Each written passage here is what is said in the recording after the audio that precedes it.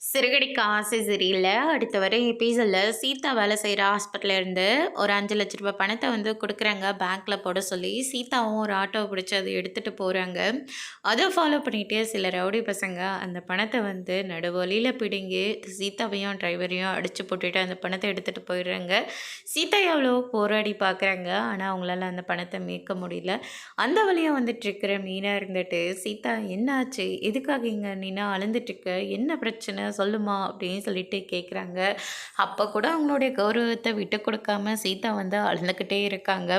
Auto driver இருந்துட்டு, நானும் இவங்களும் பணத்த எடுத்துட்டு வந்துட்டுருந்தோம். அத ஃபாலோ பண்ணிட்டு வந்த ரவுடி பசங்க அந்த பணத்த எடுத்துட்டு போயிட்டாங்க அப்படின்ற மாரி வந்து சொல்லிடுறாங்க. அதுக்கடுத்து தான் அந்த வழியா சவாரிக்காக வந்துட்டுருக்கிற நம்ம முத்து எடுத்துட்டு, "என்ன இது மீனா வண்டி மாரி தெரியுதே!" அப்படின்னு சொல்லிட்டு நிப்பாட்டிட்டு போயிட்டு பார்க்குறாங்க. அங்க சீதாவும், மீனாவும் ஒண்ணா நின்னுட்டுருக்காங்க. சீதா வேற ஒரு பக்கம் அழுந்துட்டுருக்காங்க. மீனா ஒரு பக்கம் ரொம்பவே பதட்டமா இருக்காங்க.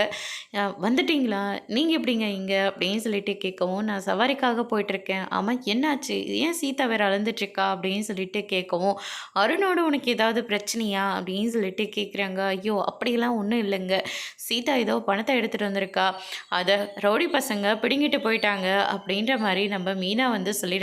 இத கேட்ட முத்து வந்து பயங்கரமா ஷாக் ஆகுறாங்க. "என்னம்மா சொல்ற?" அப்படின்னு சொல்லிட்டு கேட்கவும், ₹5,00,000 பணங்க ஹாஸ்பிட்டல்ல இருந்து குடுத்து அனுப்பிச்சிருக்காங்க அக்கவுண்ட்ல போட சொல்லி. ஆனா இப்படி ஆயிடுச்சே! சீதா ரொம்ப அத நினைச்சு தாங்க வருத்தப்பட்டுட்டு இருக்கா. சரி அந்த பணத்த எப்படியாவது தேடி கண்டுபிடிச்சு மறுபடியும் அக்கவுண்ட்ல போய் போட்டுறலாம். ஃபீல் பண்ணாத சீதா அப்படின்ற மாரி முத்து வந்து சீதாவ ஆறுதல் பண்றாங்க. அதோட இன்னைக்கான ப்ரோமோ